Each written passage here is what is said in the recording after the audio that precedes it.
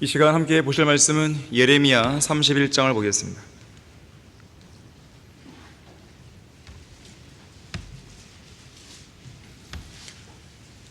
예레미야 31장 18절에서 21절까지 말씀을 보도록 하겠습니다.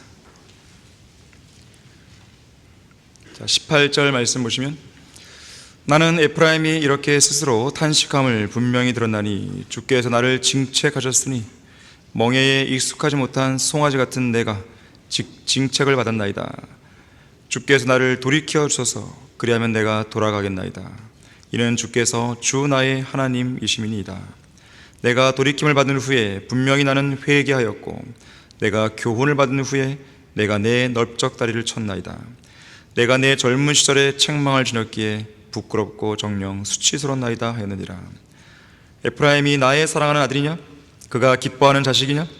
내가 그를 책망하여 말한 이후로 아직도 그를 열렬히 기억하고 있도다. 하나님의 마음을 느끼신 대목이죠. 그러므로 나의 창자가 그로 인하여 괴로우니 내가 그에게 반드시 자비를 베풀리라. 주가 말하노라. 너는 길표지를 세우고 높은 무더기를 쌓으라. 대로를, 즉 내가 갔던 그 길을 향하여 내 마음을 두라. 오 처녀 이스라엘아, 너의 성읍들로 다시 돌이키라. 회개를 촉구하는 거죠. 회개를 촉구하는 것이죠. 자, 말씀을 위해 기도하겠습니다. 고마우신 아버지 하나님, 아름다운 찬양과 연주로 인해서 감사드립니다. 아름다운 예배의 분위기를 조성시켜서 감사드립니다. 이 시간 저희들의 마음을 성령으로 충만케 해주십시오. 우리는 온전히 영과 진리로 주님 앞에서만 경배를 드리기 원합니다. 우리의 마음이 세상 한가운데 방황하지 않게 해주십시오. 특별히 이 시간 선포되는 말씀에 우리의 귀를 기울일 수 있도록 도와주십시오.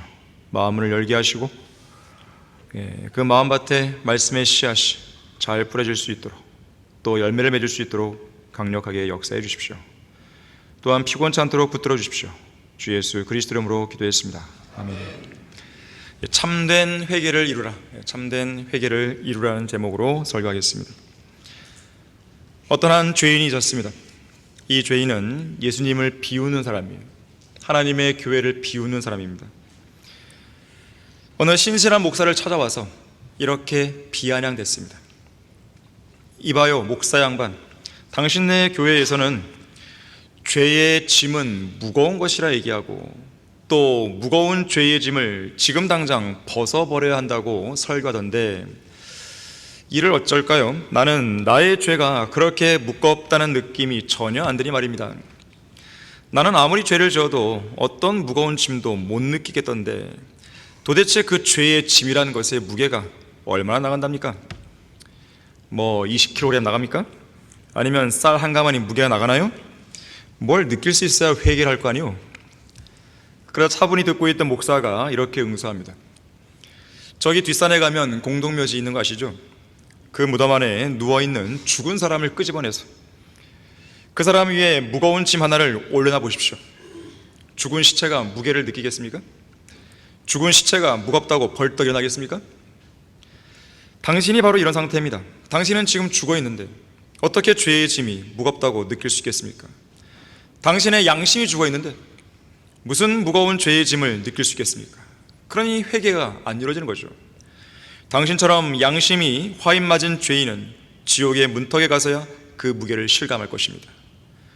그리고 그때 가서 늦게나마 회개해 보려고 하겠지만 아무 소용도 없을 것입니다. 이 말을 들은 이 죄인이 정신이 번쩍 든 것이죠. 1904년 영국의 웨일즈에 젊은 광부 하나가 있었습니다. 머리카락은 석탄가루로 뒤범벅이 되어 있었고 손톱에는 새까만 때가 끼어 있었습니다. 광산일을 하다 보니 어쩔 수 없겠죠. 휴식 시간에 다른 광부들은 담배를 피우며 잡담을 나누고 낮잠을 잤지만 이 젊은 광부는 조용히 성경을 읽으면서 이 나라 영국을 도덕적인 타락에서 구해달라고 하나님께 기도했습니다. 그러던 중 성령으로 충만해진 그는 교회의 목사를 찾아가서 요청합니다. 잠시라도 괜찮으니까 저에게 설교를 할 수 있도록 해주십시오. 그러다 교회 목사가 말합니다. 아니, 자네 같은 광부가 무슨 설교를 할 수 있겠으며 설령 설교한다 한들 누가 그 설교를 듣겠나? 하지만 이렇게 간절히 요청하니까 내가 딱 30분만 설교 강단을 빌려주겠네. 젊은 광부는 강단 위로 올라갑니다. 당시 그곳에는 목사를 포함해서 17명의 사람이 모여 있었어요. 이 젊은 광부는 하나님의 능력을 통해서 강력하게 설교를 전했습니다. 그가 전하는 설교를 주의 깊게 경청한 이 17명의 사람들은 참회의 눈물로 회개하기 시작했다 그러죠. 이것이 하나의 기폭제가 돼서 5개월 만에 웨일스 시민 10만 명이 회개를 합니다. 그리고 2년 만에 약 200만 명의 영국인이 이 회개 운동에 동참하게 됩니다. 학생들, 교사들, 정치인, 법조인, 직장인, 가정주부 등등 각계각층의 사람들이 참된 회개를 하기 시작한 것이죠. 심지어 재판관들은요, 법정에서 재판하다가 잠시 멈추고 그들이 심리를 하고 있는 이 피고가, 이 죄인이 자기 죄들을 회개하고 주님께 돌이킬 수 있도록 기도하기까지 했습니다.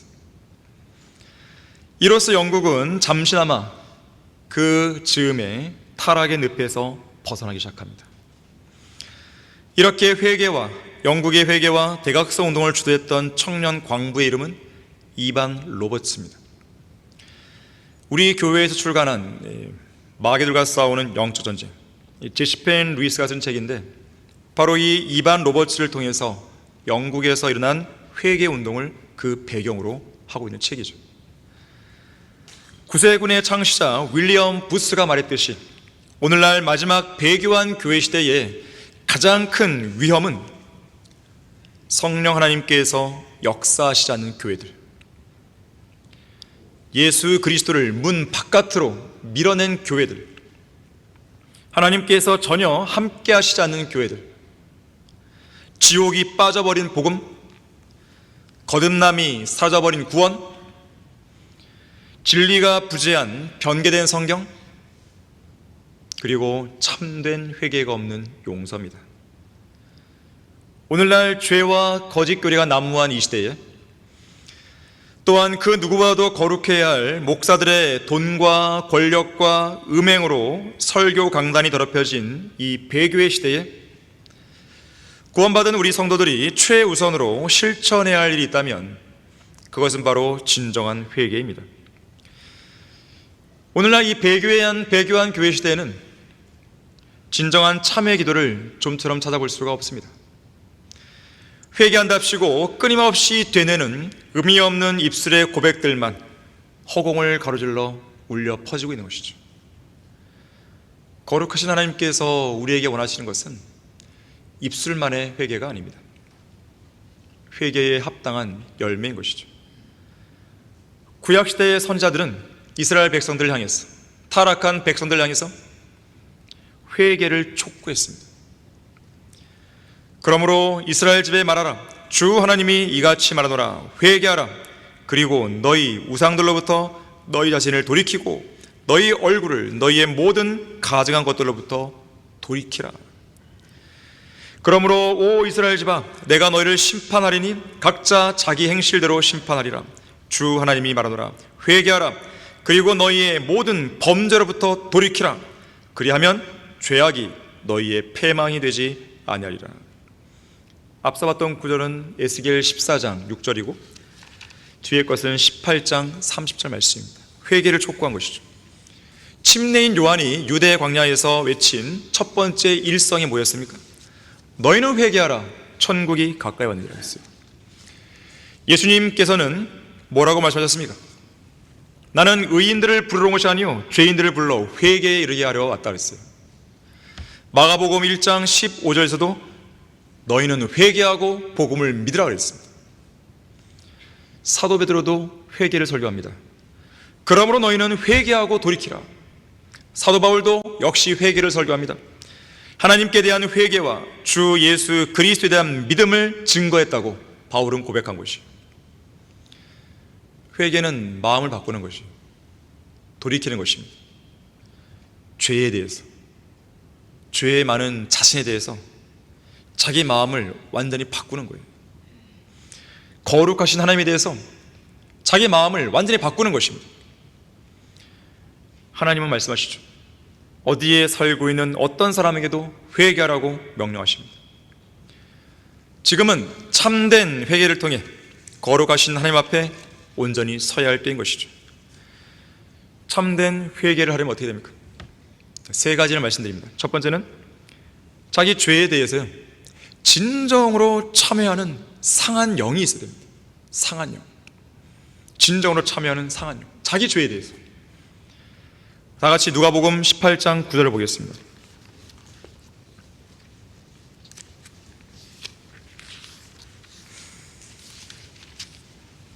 누가복음 18장 9절에서 14절까지 말씀을 보겠습니다. 그 후 주께서 자기들은 의롭다고 스스로 믿고 다른 사람들은 멸시하는 어떤 사람들에게 이런 비유로 말씀하시더라. 두 사람이 기도하러 성전으로 올라갔는데 한 사람은 바리새인이요 또 한 사람은 세리더라. 그 바리새인은 서서 혼자 이렇게 기도하더라. 하나님이여, 나는 다른 사람들 즉 착취하고 불의하며 간음하는 사람들과 같지 아니하고 또 이 세리와도 같지 아니함을 감사하나이다. 나는 일주일에 2번 금식하고 내가 가진 모든 것에 11조를 드리나이다라고 하더라. 그런데 그 세리는 멀리 떨어져 서서 차마 눈을 들어 하늘을 우러러보지도 못하고 가슴을 치며 말하기를 하나님이여, 죄인인 저에게 자비를 베푸소서라고 하더라. 내가 너에게 말하노니 이 사람이 저 사람보다, 세리가 바리새인보다 그 말이죠, 의롭게 되어 자기 집으로 내려갔느니라. 이는 자신을 높이는 자마다 낮아질 것이요 자신을 낮추는 자는 높아질 것이기 때문이라고 하시니라. 13절에 보니까 세리의 자세를 보십시오. 서서 기도하는데 멀리 떨어져서 기도합니다. 세리는 바리새인처럼 하나님께 기도로 가까이 다가설 수 있을 만큼 그런 선한 존재가 못된다고 자기를 판단한 것이죠. 그래서 하늘을 쳐다보지도 못합니다. 자기 죄 때문에 너무 부끄러워서 고개를 떨구고 있죠. 오늘날 우리가 기도를 드릴 때 고개를 숙이고 눈을 감는 이유가 바로 여기에 있습니다. 겸손한 마음이죠. 겸손한 마음으로 하나님께 다가가면서 하나님께 기도를 아뢰는 것에 집중하려고, 주위에 방해되는 요소들을 제거하기 위해 이런 자세를 취하는 것이죠. 사실 기도하는 데는 어떤 자세, 정의의 자세가 있는 것은 아닙니다. 하지만 집중하기에 그래도 각자 자기만의 정의의 자세가 있을 것이에요. 꼭 무릎 꿇고 기도하는 것인가? 꼭 그렇지는 않습니다. 어떤 사람은 무릎 꿇고 기도하다가 5분 지나면 다리가 막 저려갖고 기도 방해되고, 그건 무슨 소용이 있겠어요? 하나님께 온전히 집중할 수 있는 최고의 자세가 필요한 것이죠. 방해되는 요소들을 제거하기 위해서 이러한 자세를 취하는 거라 했어요. 이 마귀 들린 거짓 선지자 마호메트는요, 고개를 숙이고 기도하는 것과 연관해서 이렇게 말합니다. 기도하다가 하늘을 향해 눈을 들어 올리면 하나님이 양쪽 눈알을 낚아채 갈 거야. 거짓말하는 것이죠. 근데 구약시대에 보세요. 솔로몬 왕이 성전을 봉헌할 때 하늘을 향해 눈을 들어 기도합니다. 눈이 뽑혔나요? 자, 두 손을 들고 기도하든, 두 손을 모으고 기도하든, 눈을 뜨고 기도하든, 눈을 감고 기도하든, 하늘을 쳐다보고 기도하든, 고개를 숙여 기도하든, 자, 중요한 것은 기도하는 사람의 마음의 상태입니다. 특히 여기 13절 후반부에서 세리는 가슴을 치며 말했다 그랬어요. 가슴을 치며, 하나님이여, 죄인인 저에게 자비를 베푸소서. 이 세리는 자기가 저지른 죄들에 대해 진정으로 슬퍼하는 마음이 있었습니다. 자신의 죄를 깊이 있게 인식하는 마음이 필요합니다.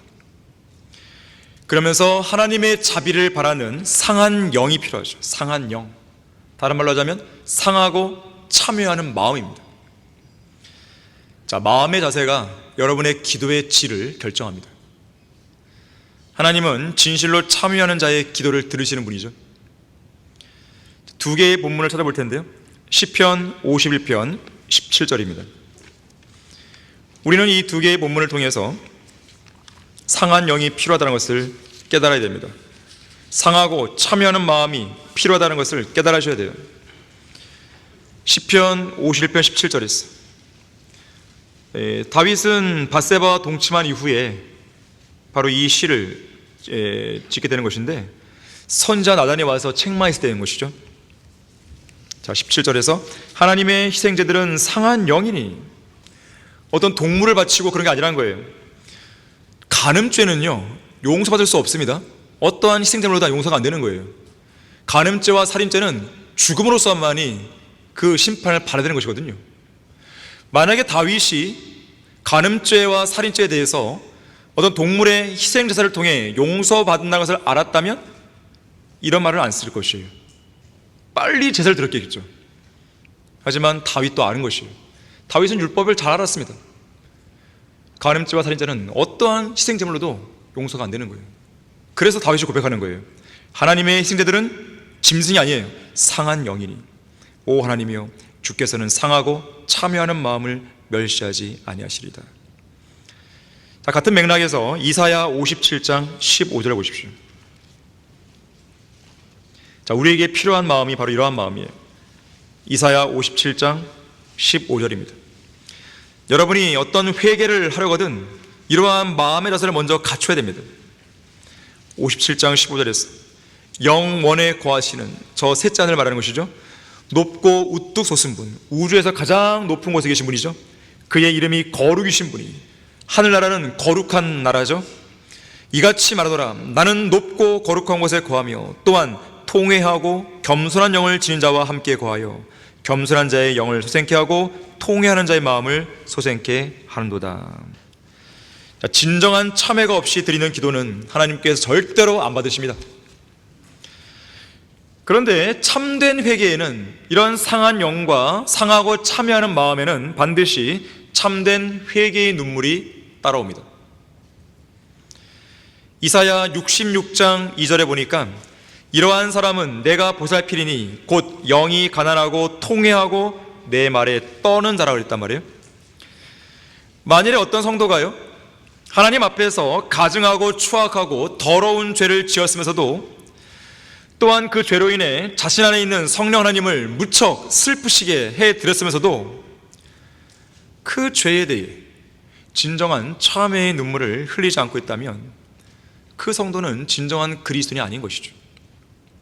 그저 양심이 화인맞은 배은망덕한 성도일 뿐입니다. 배은망덕한 자녀예요. D.L. 무디가 그랬습니다. 눈물 없는 믿음은 생각할 수 없다 그랬어요. 진정한 믿음에는 진정한 눈물이 따라오는 것입니다. 그리고 회개는 곧 눈물이라 했어요. 진정한 회개에는, 진정한 참회에는 진정한 눈물의 회개가 따라오는 것이에요. 아일랜드 속담에도 있죠. 흐르는 눈물은 괴로운 것이지만 그보다 더 괴로운 것은 흐르지 않는 눈물이라고 했어요. 흐르지 않는 눈물. 그만큼 참된 눈물이 따라오지 않는 회개는 진정한 회개가 아니라는 것이죠. 여러분의 두 뺨을 타고 흘러내리는 참회의 눈물은 여러분이 지금 여러분의 죄에 대해 어떻게 생각하고 있는지를 보여주는 것입니다. 또한 그 참회의 눈물은 여러분이 지금 어떠한 자세와 어떠한 마음으로 죄를 뉘우치고 있는가를 보여주는 참된 회개의 표식이에요. 오랫동안 하나님을 떠나 세상에서 방황하던 한 그리스도인 청년이 있었습니다. 그런데 이 청년이 하나님의 징계인지 몰라도 눈병으로 인한 심한 고통을 당합니다. 견디다 못해서 병원에 입원했는데 눈을 정밀하게 진찰하던 의사가 안타까운 표정을 짓습니다. 한숨을 쉬며 말합니다. 눈에 당신을 죽일 만한 살인적인 독균이 감염되었습니다. 두 눈을 뽑지 않으면 당신의 생명까지 위험해집니다. 내일 즉시 두 눈을 뽑는 수술해야 됩니다. 극심한 절망에 빠졌겠죠? 아픔과 번민과 슬픔 속에 하루 종일 몸부림칩니다. 주님을 원망도 하죠. 바로 그때 한 그리스도인 친구가 찾아옵니다. 간절히 하나님께 매달려 보는 게 어때요? 절망적인 상황에서 무슨 말을 못 듣겠습니까? 그 청년은 친구와 함께 교회에 나가 기도했습니다. 그런데 이런 마음이 드는 거예요. 아니, 평상시에 예수님을 잘 믿고 신앙생활을 잘 해야 한다는 말을 들었을 때는 끄떡도 안 하다가 꿈쩍도 안 하다가 이제는 죽게 되자 살려달라고 하는 자기 모습이 좀 염치가 없다는 생각이 드는 것이죠. 하지만 이 청년은 자신이 살 수 있는 방법이 이 길밖에 없었기 때문에 자신의 완악했던 마음부터 진실로 회개하기 시작합니다. 그러자 마음의 변화가 생기기 시작합니다. 마음이 낮아졌고 겸손해졌고 상하고 참회하는 마음이 생기고 겸손하고 통회하는 마음이 자리 잡게 된 것이죠. 그러면서 모든 것들을 철저히 회개합니다. 이런 진정한 참회 속에서 이 청년은 울고 또 울었습니다. 얼마나 많은 눈물을 흘렸는지 눈이 퉁퉁 부을 정도였어요. 그런 가운데 하나님께서 자신을 용서해 줬다는 그런 확신이 들자 마음이 홀가분해졌습니다. 비록 내일이 수술이지만 마음 평안한 마음으로 수술에 임할 수 있을 거라는 생각이 들었어요. 그리고 모든 것을 주님께 맡기고 그 다음날 가벼운 마음으로 병원 수술대에 눕게 됩니다. 의사는 수술 전에 마지막 최종적으로 몇 가지 추가적인 검사를 합니다. 의사가 깜짝 놀란 것이 그토록 심하게 번져있던 독균이 하룻밤 만에 깨끗이 사라진 것입니다. 그의 뜨거운 참회, 회개의 눈물이 눈을 감염시킨 그 독균을 다시 써버렸다는 것이죠. 자, 눈물은 마음과 가슴의 언어입니다. 진실함의 상징이에요. 참된 회개와 슬픔의 진솔한 표현입니다. 그런데 여러분들은 악어의 눈물 뒤당을 기억하셔야 됩니다. 최근에 우리가 징계한 사람 있잖아요. 자기가 잘못했다고 토요일날 강화까지 찾아왔단 말이에요. 처음 만나자마자 눈물을 흘리는 것이죠. 근데 저는 그런 사람을 여러 번 봤기 때문에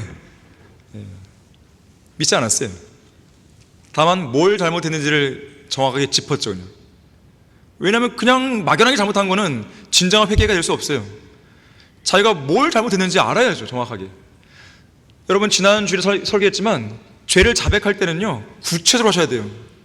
그냥 뭉뚱그려서 잘못했습니다. 그럼 하나님 물으시는 거예요. 뭘 잘못했는데? 막연하게 하시면 안 됩니다. 회개를 한다는 것은 내가 구체적으로 뭘 잘못 알아야 되는 것이에요. 그래야 진정으로 참여하는 마음이 생기는 거죠. 눈물을 흘렸던 그 사람이 어떻게 된 것이? 하루 이틀 만에 확 바뀌어버린 거예요. 제가 그 사람한테 얘기했어요. 내가 보니까, 그러니까 눈물로 회개할 때 제가 얘기를 한 거예요. 스스로 회개했다고 하니까. 원래 이제 음악에 심취했던 사람이거든요. 그래서 방구석에 처박혀 있었던 것이죠. 제가 얘기했어요. 내가 보니까 그때 들어갔던 마귀가 지금도 형제를 괴롭히는 것 같다고. 그러니까 뭐라고 하는지 아십니까? 맞다고. 본인 스스로 인정하는 거예요. 그렇게까지 인정했으면요 사실 진정으로 참여하고 진정으로 회개의 길로 나갈 수 있거든요. 그런데 전혀 아닌 것이죠. 마음속에는 진정한 눈물이 나와야 되는 거예요. 진정으로 참여하는 마음이 있어야 되는 것입니다. 찰스 스펄전은 말합니다. 회개로 맛을 내지 않는 믿음은 예수 그리스도를 믿는 참된 믿음이 아니며 눈물이 없는 기도는 곧 시들어버리기 마련이라고 그랬어요. 여러분의 진정 어린 그 기도에 눈물이 함께 가세를 해보세요.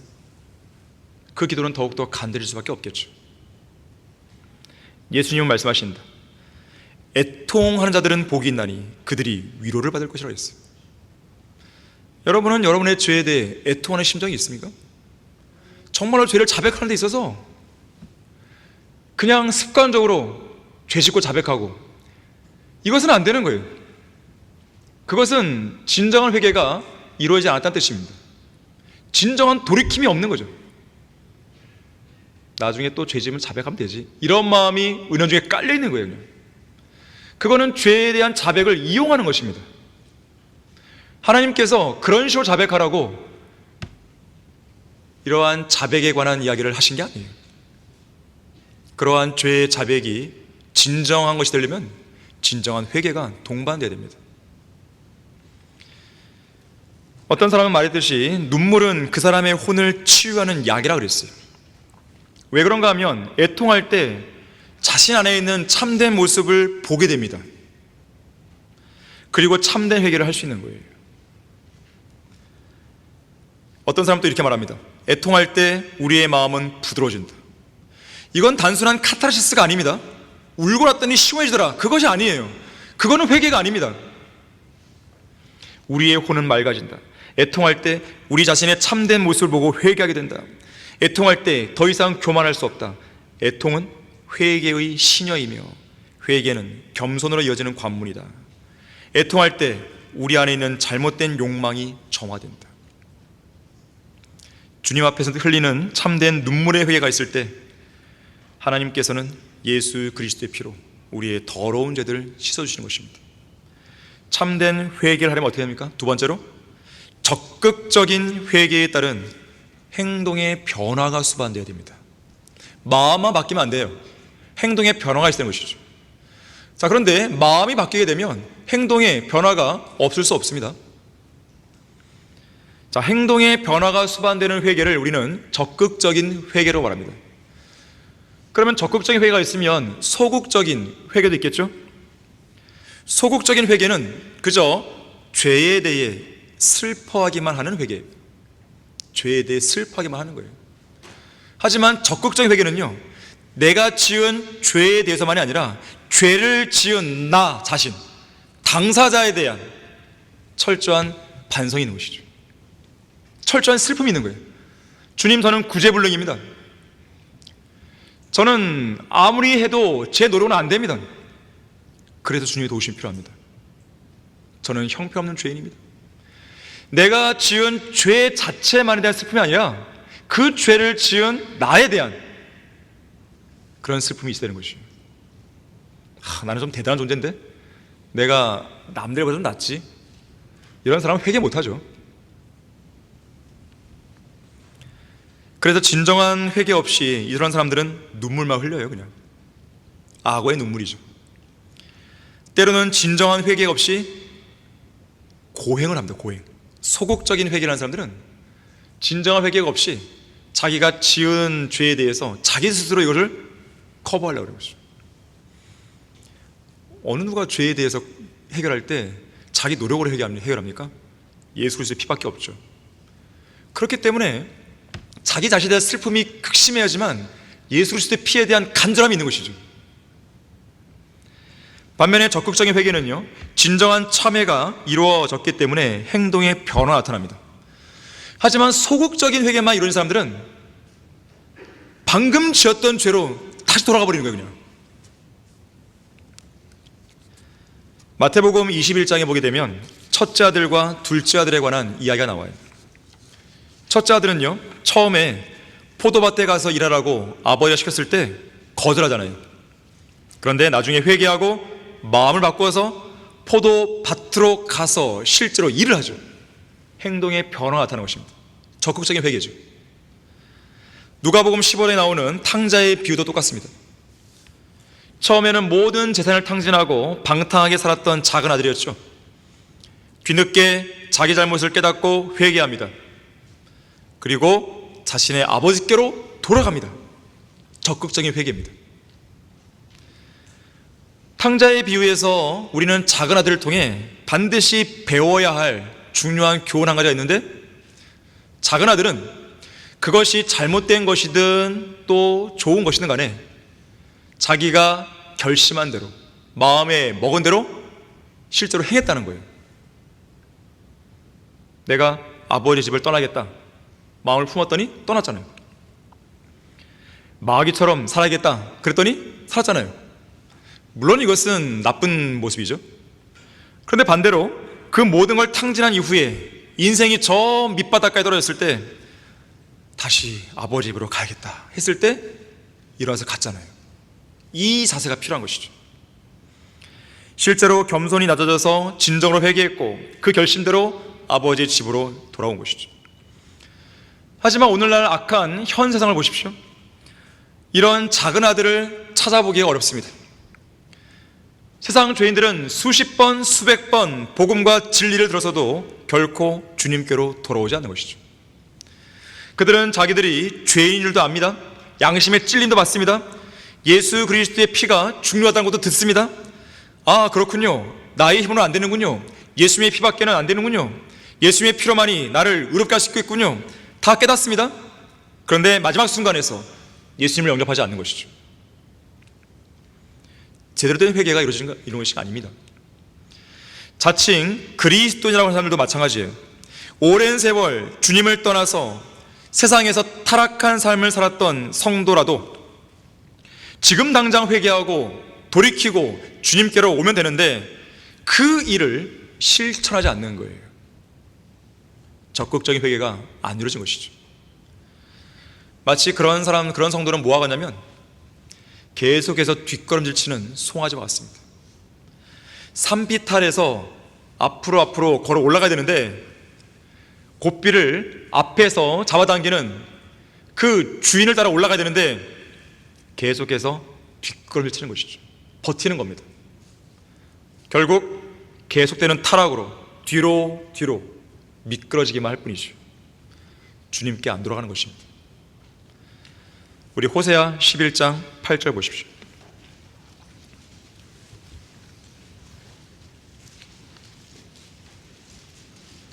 호세아 11장 8절입니다. 7절부터 보시게 되면요, 이들의 특징이에요. 내 백성이 나에게서 물러서는 경향이 있도다. 비록 그들이 지극히 높으신 분을 불렀으나 그분을 높이는 자는 아무도 없도다. 주님을 부르긴 불러요. 회개하는 것 같아요. 통회하는 것 같아요. 가슴도 치는 것 같습니다. 눈물도 흘리는 것 같아요. 그런데 계속해서 물러서는 경향이 있습니다. 8절 보십시오. 에프라임아, 내가 어찌 너를 포기하겠느냐. 그럼에도 불구하고 하나님은 포기 안 하시는 거예요. 이스라엘아, 내가 어찌 너를 내어주겠느냐. 내가 어찌 너를 아드마같이 만들겠느냐. 내가 어찌 너를 스보임같이 두겠느냐. 다른 이방 성육들처럼 두겠느냐, 그 말이죠. 내 마음이 내 안에서 돌아서서 내 마음의 돌이킴이 모두 불붙는도다. 지금 이것은요, 8절 말씀은 이스라엘이 돌아오기를 진정으로 바라시는 하나님의 간절한 마음입니다. 오늘 설교 본문 예레미야 31장 20절 21절도 그런 하나님의 간절한 마음을 느낄 수 있어요. 예레미야 31장 20절에서 에프라임이 나의 사랑하는 아들이냐? 그가 기뻐하는 자식이냐? 내가 그를 책망하여 말한 이후로 아직도, 책망을 했지만 아직도 그를 열렬히 기억하고 있도다. 그러므로 나의 창자가 그로 인하여 괴로우니 내가 그에게 반드시 자비를 베풀리라. 주가 말하노라. 너는 길 표지를 세우고 높은 무더기를 쌓으라. 대로를, 즉 내가 갔던 그 길을 향하여 내 마음을 두라. 오 처녀 이스라엘아, 너의 성읍들로 다시 돌이키라. 선지자 예레미야는 그런 하나님의 마음을 슬프게 하지 말고 지금 당장 회개하라고 간곡히 호소하고 있습니다. 예레미야는 눈물의 선지자죠. 예레미야가 흘린 눈물은 사실상 하나님의 눈물과도 같은 것입니다. 선지자 예레미야를 통해서 하나님의 마음이 그대로 투영되는 것이죠. 하나님은 우리가 죄를 지을 때 슬퍼하십니다. 그래서 에베소서에서는 뭐라 합니까? 성령을 슬퍼하지 말라고 그랬어요. 슬퍼하시는 거예요. 여러분이 죄를 지을 때 여러분의 마음은 아픈 게 아닙니다. 성령께서 슬퍼하시는 거예요. 하지만 배은망덕한 인간은 이런 하나님의 마음을 절대로 헤아리지 못합니다. 세상 한가운데로 죄로 찌든 삶으로 타락해버린 성도가 있다면 조금도 지체하지 말고 지금 당장 회개해서 하나님께로 돌아와야 되는 것이에요.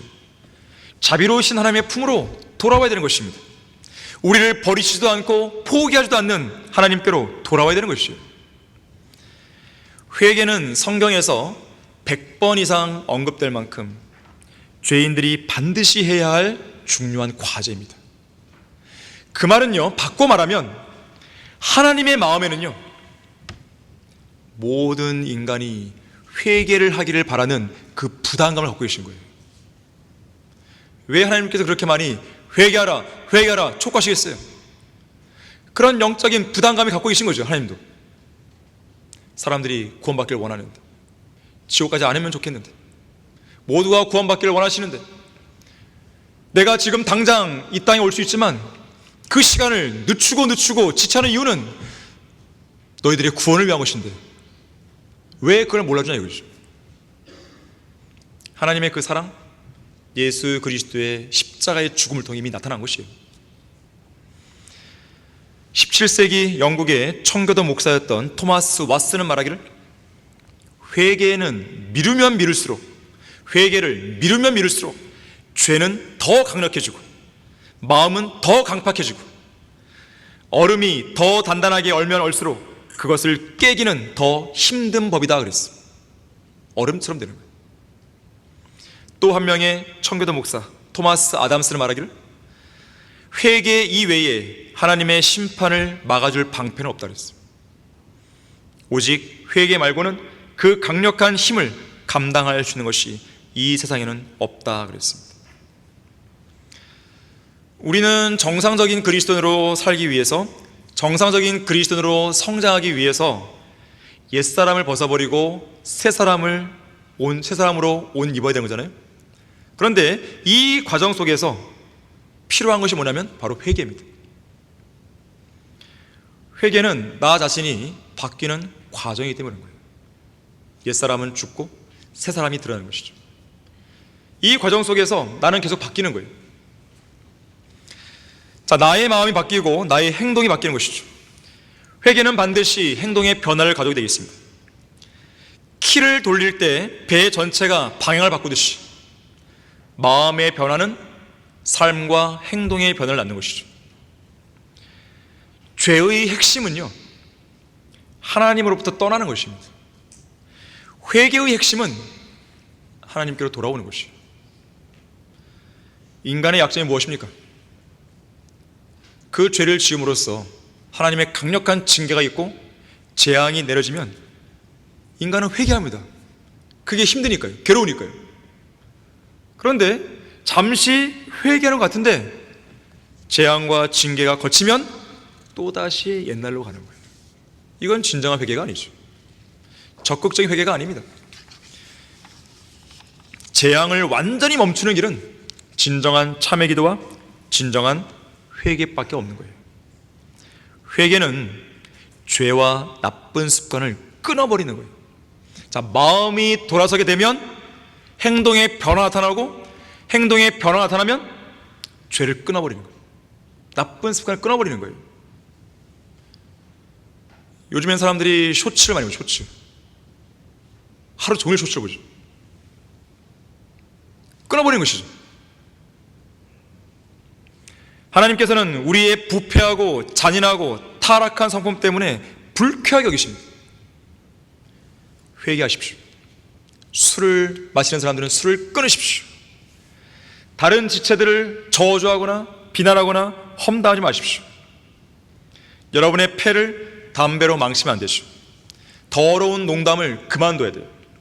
그것이 회개예요. 회개는 어려운 말 하는 게 아니에요. 죄를 안 짓는 거예요. 나쁜 습관 안 짓는 거죠. 안 하는 거죠. 나를 고질적으로 넘어지게 했던 그 일을 안 하는 거예요. 그게 회개죠.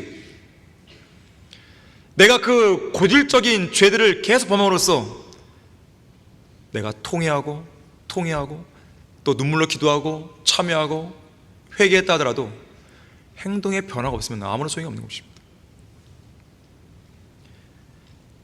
요즘 설교자들은 회개에 대해 설교 안 합니다.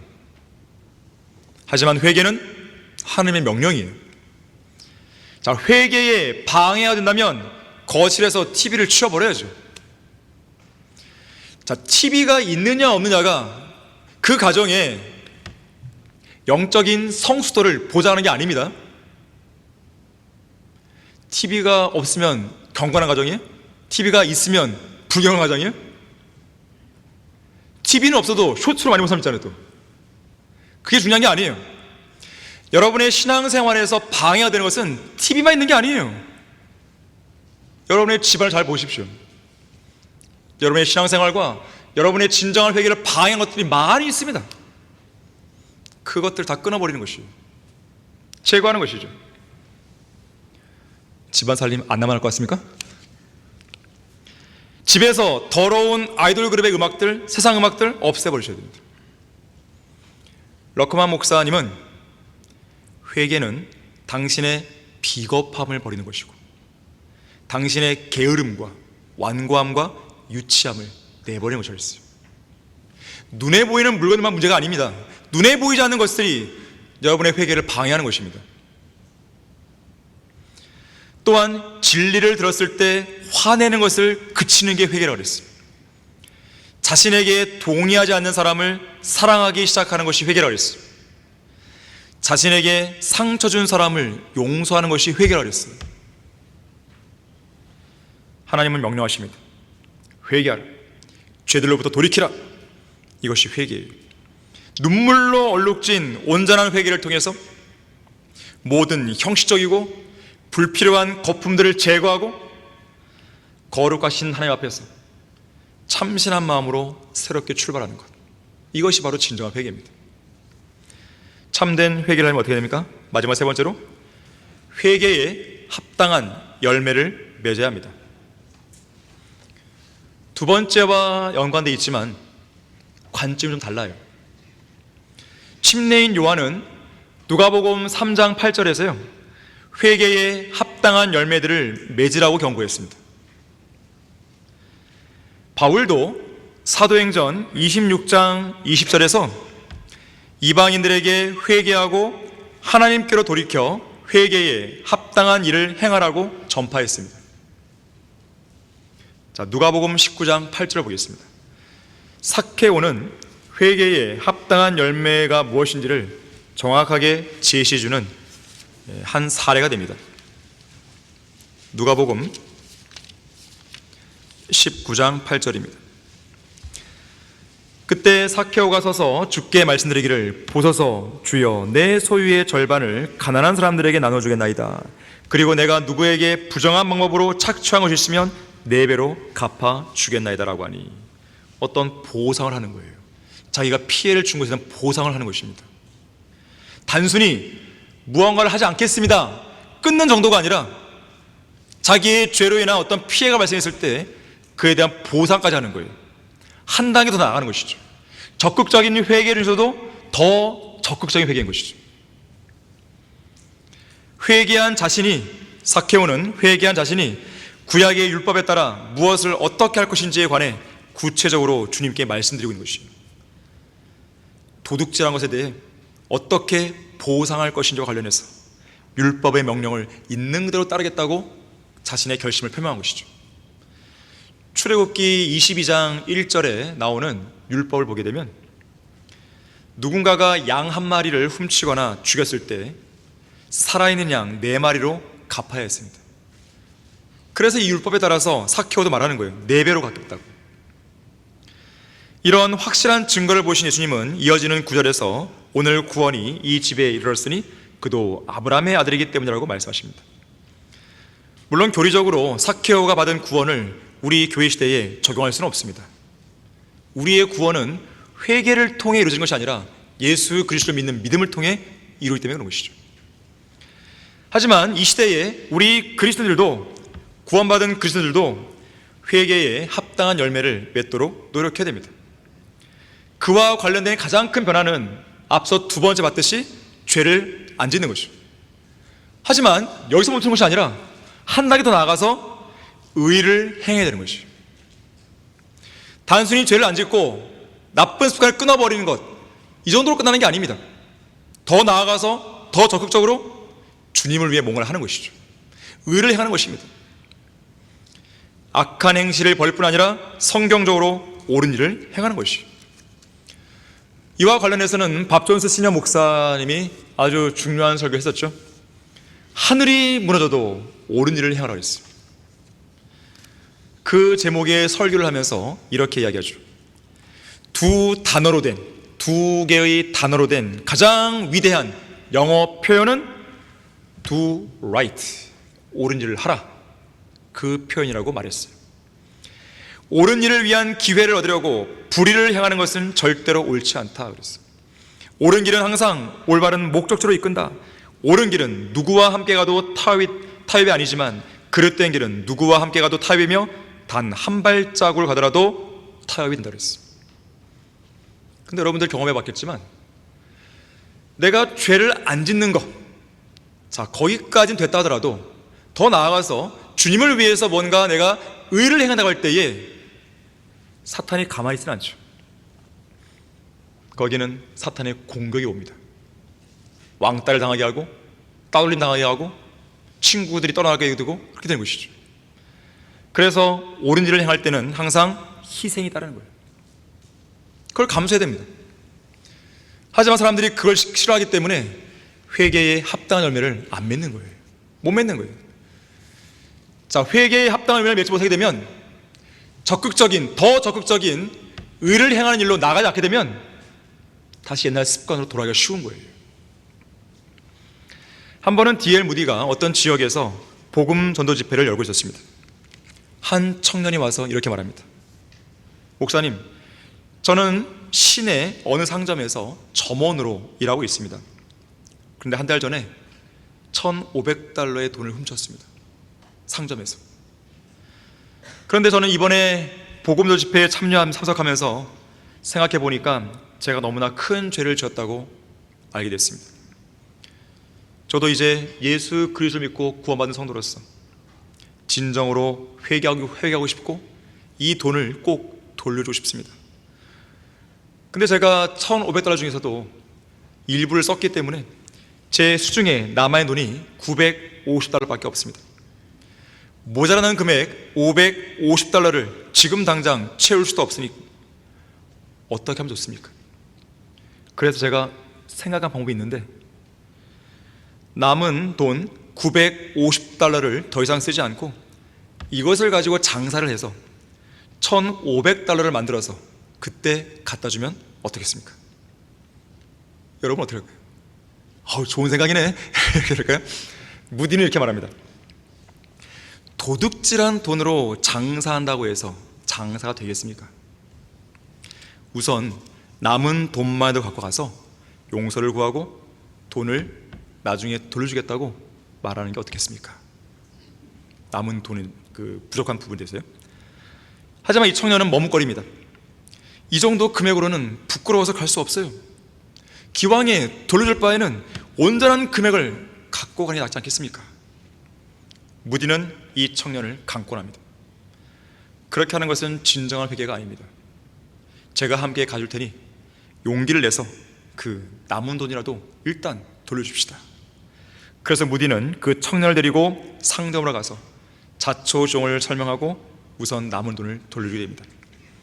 그러다 주인이 매우 놀라요. 두 가지 때문에 놀라는데요. 첫 번째는 이 청년이 그런 청년인 줄 몰랐는데 훔쳤다고 하니까 놀랐고요. 두 번째는 이 청년이 자기 죄를 회개하고 돈을 다시 가져온 것에 놀란 거예요. 그러면서 이 주인이 말합니다. 이 청년이 이렇게 진정으로 회개하고 돌아왔으니 이전보다 저는 이 청년을 더 신뢰할 수 있게 되었습니다. 또한 모든 죄를 다 용서하고 현재 있는 돈만 그냥 감사히 받겠습니다. 또 이것을 이용해서 남아있는 돈만 갚으면 되겠지, 이런 마음은 안 되는 것이죠. 진정한 회개가 있었기 때문에 진정한 용서가 나온 거예요. 자, 그래서 자신의 죄로 인해 다른 사람에게 손해를 끼친 게 있다면 반드시 정직하게 용서를 구하고 그 부분을 갚기 위해 애를 쓰는 것, 자, 이것이 바로 회개에 합당한 열매를 맺는 것의 일환입니다. 이렇게 참된 회개가 이루어지면 죄의 용서를 가져옵니다. 자, 사람과의 관계에서도 이럴진데 하나님 앞에서는 얼마나 더 큰 용서가 있겠습니까? 더욱이 우리는 하나님께 갚을 능력이 없어요. 그런 마음은 있겠죠. 갚고자 하는 마음은 있겠죠. 하지만 그것은 우리가 할 수 있는 것이 아니에요. 그렇게 해서 갚아지는 것도 아닙니다.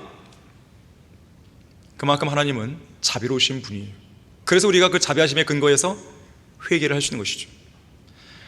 만약에 우리가 회개를 하더라도 다 갚으라면 어떨 거예요? 불가능한 것이에요. 예수 그리스도의 피가 흘려진 이유가 바로 거기에 있습니다. 요한일서 1장 7절에서는 그러나 그분이 빛 가운데 계신 것 같이 우리도 빛 가운데 행하면 우리가 서로 간에 교제가 있게 되고 그의 아들 예수 그리스도의 피가 우리를 모든 죄에서 깨끗하게 하시느니라. 우리 죄를 용서받을 수 있는 유일한 근거인데 그것이 예수님의 피인데 그 예수님의 피 밑바탕에는 예수님의 피를 통한 용서 밑바탕에는 하나님의 자비하심이 깔려 있다는 것이죠. 아무리 진정한 회개를 했어도 하나님께서 자비를 베풀지 않으면 우리가 용서받을 수 있는 방법은 없는 거예요. 다윗 왕은 이 사실을 잘 알았습니다. 오 하나님이여, 주의 자애하심을 따라 나에게 자비를 베푸소서. 주의 온유한 자비들의 풍성함을 따라 내 죄가들을 지워버리소서. 시편 51편 1절이죠. 선지자 다니엘도요, 거룩하신 하나님 앞에서 참회의 기도를 드릴 때 다니엘 9장에서 드리죠. 그때 하나님의 자비하심에 호소합니다. 오 나의 하나님이여, 우리가 주 앞에 우리의 간구를 드리는 것은 우리의 의 때문이 아니고 주의 크신 자비 때문이다. 여러분은 주님 앞에 기도하고 또 참회 기도를 할 때, 주님 제가 그래도 이러이러한 의가 있기 때문에 좀 용서해 주시고 좀 이해해 주세요, 이러나요? 그렇지 않잖아요. 전적으로 하나님의 자비하심 때문이에요. 에스라도 그랬고 느헤미야도 그랬습니다. 하나님의 자비하심을 기억한 거죠. 하나님의 공의가 아니라 하나님의 자비하심에 호소를 한 것입니다. 한 번은 어떤 황제가 길을 가고 있었습니다. 한 소녀가 달려와 황제 앞에 무릎을 꿇고 눈물로 호소합니다. 황제 폐하, 제 아버지를 제발 용서해 주십시오. 아버지가 사형 선고를 받았는데 부디 선처를 베푸셔서 제 아비를 살려주십시오. 무슨 사연이 있었는지 황제가 물었죠. 아버지에 관해 자초지종을 들은 황제는요, 나도 어쩔 수 없구나. 너 아버지가 법을 어겼으니 나도 어쩔 수 없구나. 그때 소녀는요, 너무 슬픈 나머지 두 손으로 얼굴을 감싼 채 흐느끼며 말합니다. 폐하, 잘 알고 있습니다. 하지만 저는 폐하의 공의롭고 정의로운 처사에 호소하는 것이 아니라 폐하의 풍성한 자비에 탄원하는 것입니다. 잠시 침묵을 지키던 황제는 말합니다. 내가 내 아버지를 용서했으니 평안히 돌아가라. 하나님의 풍성한 자비하심은 우리의 참된 회개와 죄의 용서를 위한 간구를 가능하게 하는 든든한 기반이 되는 것이죠. 결론을 맺겠습니다. 존 버녀는 회개하지 않는 사람은 짐승보다 못한 존재라고 말했습니다. 윌리엄 거널은 회개하지 않고 죽은 죄인들의 무덤에는 이러한 글귀가 적혀 있을 거라고 말합니다. 이렇게 쓰여 있어요. 평생 하나님을 위해 단 한 시간도 수고하지 않은 사람이 여기에 누워있노라. 주님을 위해 다른 건 하기는커녕 주님을 위해서 회개조차 안 했다는 것이죠. 그것조차 하는 사람에 대한, 하지 않은 사람에 대한 평가인 것입니다. 어떤 사람은 이렇게 말합니다. 회개는 어음과 같다. 행동으로 옮길 때야 비로소 어음의 효과가 발생한다. 행동으로 옮기지 않는 회개는 부도난 회사와 같다. 결코 부도난 회개를 하지 말라. 진정으로 자신의 죄를 뉘우치고 회개했다면 말 그대로 더 이상 죄를 짓지 말아야 되는 것이고, 더 나아가서는 주님을 위해 의를 행해야 되는 것입니다. 자, 이 시대는 그 어느 때보다도 영적으로 암울하고 잔인한 시대입니다. 중세 암흑 시대는 비교조차 안 되는 것이에요. 경건의 능력이 상실된 시대죠. 영적인 감각이 상실된 시대죠. 바른 성경과 진리와 성경적인 가치가 상실된 시대죠. 주님을 향한 뜨거운 열정과 사랑이 상실된 시대죠. 높은 곳으로부터 온 능력이 상실된 시대죠. 진정한 헌신과 하나님을 향한 절대적인 복종이 상실된 시대죠. 복된 소망, 거룩한 성별, 순교자의 정신과 자세, 선교와 구령의 열정이 모두 다 상실되어 버린 이 끔찍한 배교의 시대를 우리가 살고 있는 것입니다.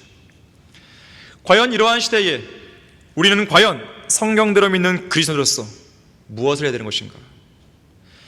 돈을 탐냈던 종 게하시를 향해서 선지자 엘리사는 이렇게 물었습니다. 지금이 돈을 받고 옷을 받고 올리브밭과 포도원과 양들과 소들과 남종들과 여종들을 받을 때이더냐? 지금은 성경적인 진리의 기치를 드높일 때이지 세상 사람들과 한껏 어울려 놀 때가 아닙니다. 지금은 죄로부터 성별할 때이지 세상 사람들과 희희낙락될 때가 아니에요. 지금은 주님을 위해 일할 때이지 세상을 위해 뼈를 묻을 만큼 세상을 위해 일할 때가 아닌 것이죠. 지금은 일어날 때이지 용기 있게 일할 때이지 주저앉아 낙심하고 있을 때가 아닙니다. 지금은 견고하게 서 있어야 할 때이지 흔들릴 때가 아닙니다. 지금은 담대하게 전진하고 싸워야 할 때이지 뒤로 물러설 때가 아닙니다. 지금은 한 명의 죄인이라도 더 주님께로 이겨와야 할 때이지 지옥으로 달려가는 혼들에 대해 방관할 때가 아닙니다. 지금은 우리가 가진 소망을 더욱더 굳건히 해야 할 때이지 세상에 안주하고 있을 때가 아닌 것이죠. 무엇보다도 지금은 진지한 참회의 기도를 해야 할 때인 것이죠. 진지한 참회의 기도를 통해서 하나님께서 기뻐하시고 사랑하시고 또 가까이 하시는 그런 성도로 발견되길 바라겠습니다. 자, 기도하겠습니다.